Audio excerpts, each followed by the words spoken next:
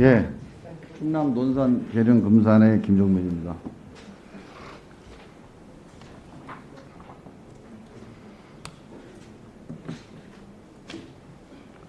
이게 이제 그 개별적인 사안과 기관과 관련된 문제보다는 전반적인 법원 전체에 대한 질문이어서 일단 대표로 우리 서울고등법원장님께 질문을 드리겠습니다.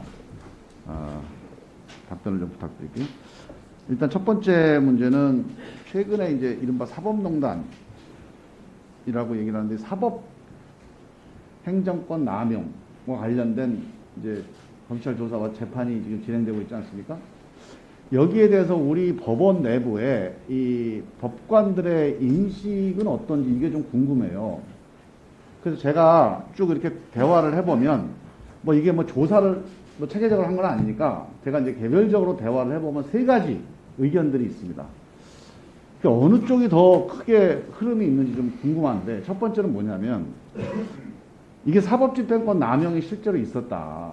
그 과거에 예전처럼 뭐 권력의 신현은 아니지만 적어도 이 정치 권력과 이제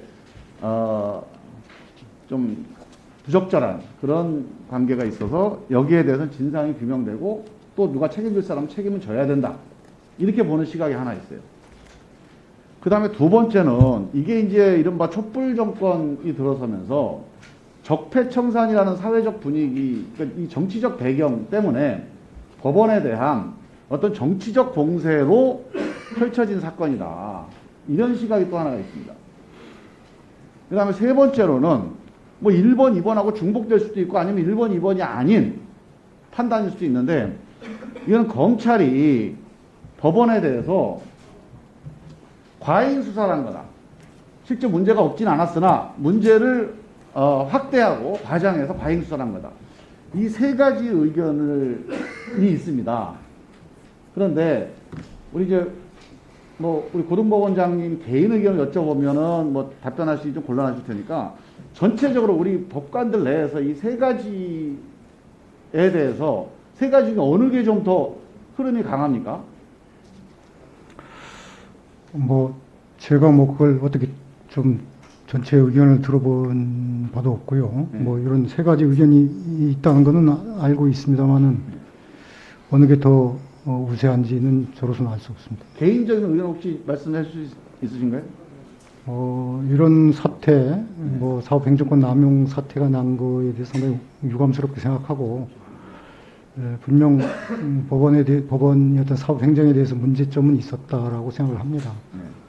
다만 그게 지금 그게 기소가 돼서 재판 진행 중이기 때문에 재판 결과를 지켜보는 게 옳은 거 아닌가 생각됩니다. 근데 뭐 재판은 다 지금 무죄가 나오고 있잖아요. 아직 진행 중인 내가 보기엔 이런 건 상태입니다. 이제 재판 결과도 중요하지만 사실은 이 사회적인 정리를 어떻게 할 거냐 되게 중요해요. 교훈을 어떻게 가져갈 거냐. 근데 제가 이제 한 가지 제가 이제 여당이니까 이게 정권의 어떤 정치적인 공격이다 이런 식을 갖고 있는 분인데 그거는 제가 보기엔 좀 과도하다. 그리고 실제로 사실이 아니에요. 그런 사실관계에서 앞뒤 배경이 없거든요. 그 실제로 우리가 뭐 이 문재인 정부가 법원을 상대로 해서 정치적인 어떤 그런 뭐 적폐청산 드라이브를 걸 이유가 없습니다, 사실. 그래서 저는 이 문제에 대해서는 지금 법원 내에서 이거 정치적으로 해석하기보다는 그동안에 실제로 사법집행권 운영 과정에서의 문제점이 뭔지 또 하나는 만약에 이게 과잉이 있다면 실제로 어떤 정치적인 배경과 의도의 과잉과 문제가 있다기보다는 개별 사건을 수사하는 과정에서 이게 이제 확대되거나 과장되거나 하는 이런 점들이 뭐가 있는지 이게 우리가 이 사건 전체를 종합할 때 나중에 한번 좀 정리를 해봐야 될 문제라고 생각을 합니다. 그래서 이거는 유무죄 판단대로 하더라도 되게 중요하다고 보는데 제가 이제 이 얘기를 드리면서 좀 이어서 한마디 더 드리고 싶은 거는 지금 우리가 검찰 개혁을 얘기하고 있어요. 그 검찰이 뭐 예를 들어서 피고인한테 돈을 받았다, 술을 접대했다, 또는 정치적으로 일방을 뭐 불리하게 조사한다 이런 식의 폭로가 이어지고 심지어는 이제 한명숙 총리 또는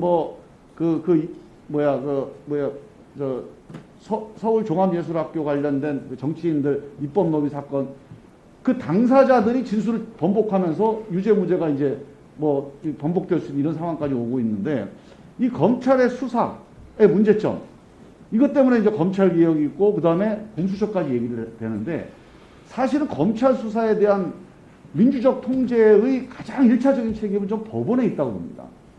사실 우리 헌법질서에서 검찰이 통제받는 1차 기관은 법원이에요. 만약에 법원이 영장을 발부할 때 검찰이 영장 청구가 정말 검찰의 그런 법적 임무를 다했는지를 꼼꼼히 들여다보고 그 예를 들면 서울종합예술학교 사건 같은 경우는요. 제가 이렇게 수치를 보니까 7월 9일 날 영장 청구 기록이 되어 있습니다. 그런데 이게 5월 말일이 사실은 이 CCTV가 끝나는 날이에요. 그러니까 보관 기간이. 그러면 사실은 이 영장 청구 과정에서 이런 것도 충분히 걸러지거나 꼼꼼하게 적법 절차가 준수되는지 확인하는 과정이 좀 나는 결여되지 않았나 이런 의심이 드는 거예요. 그래서 지금 영장 청구가 압수수색 영장 같은 경우 98% 아닙니까? 발부율이? 영장 자판기라는 얘기까지 나오고. 실제로 저는 검사가 영장을 청구하게 만든 헌법적인 의미는 검사가 사건의 수사의 필요성에 따라서 영장을 청구하라는 게 아니고 수사관은 수사 필요성 때문에 요청을 하겠지만 검사는 이게 국민의 기본권을 침해할 만한 정도의 가치가 있는지를 한번 법적으로 들여다봐라. 그래서 검사라는 법조인한테 영장 청구권을 준 거 아닙니까?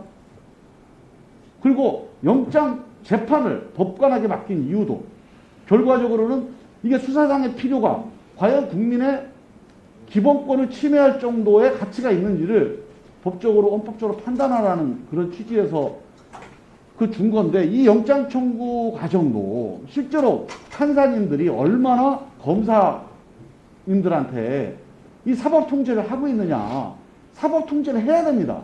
그게 헌법이 부여한 관계예요. 이것만. 네. 그래서 저는 그 점에 대해서 서로 간의 역할이 다른 거거든요. 근데 그 점이 과연 우리 법원이 그걸 하고 있느냐. 이런 점에 대한 아쉬움이 좀 있고요. 그 다음 재판 과정에서도 보면 지금 우리 한명숙 총리 건도 그렇고 우리 이번에 입법 노비 사건도 그렇고 이 당사자들의 진술을 다 뒤집습니다. 법원 가서. 근데 그래도 이게 다른 증거가 없어요. 그냥 자백이 증거인데 그래도 검찰 얘기를 존중해서 다 유죄 판결을 내렸어요. 기본적으로 저는 수사하는 검사가 객관의 의무를 이행하기가 어렵잖아요. 그게 우리 이제 기본적인 수사의 문제점인데 이거를 판사님들이 봐주셔야 돼요. 법관들이. 원래 검사가 객관 의무가 있는 건데 기본적으로 수사관으로서 지금 검사가 수사관이 되어 있잖아요. 그럼 객관 의무를 이행하는 거 어렵습니다. 그런 거를 검사가 못한 객관 의무를 좀 법관들이 더 엄격하게 봐줘야 되는데 그런 기능도 지금 잘 못하고 있는 거 아니냐. 그래서 저는 법관들이 이 검찰 개혁에 공동 책임이 있다고 봅니다. 그 검찰에 대한 검찰 수사에 대한 사법 통제 의무를 좀 법원에서 좀 철저하게 더 해야 되는 거 아니냐 이런 의견인데 간단한 말씀드립니다. 네, 그 수사 절차에서 법원이 마땅히 해야 될 역할을 다 못한 것이 아니냐라는 지적에 대해서 무겁게 받아들입니다. 수사 절차가 인권 침해 요소가 많기 때문에 그 적법 절차가 엄격히 준수되어야 되고 그걸 통제하는 건 사법기관입니다. 영장 재판에 있어서 엄정하게 법 취지대로 집행될 재판이 될 수 있도록 노력해야 된다고 생각합니다. 네, 수고하셨습니다.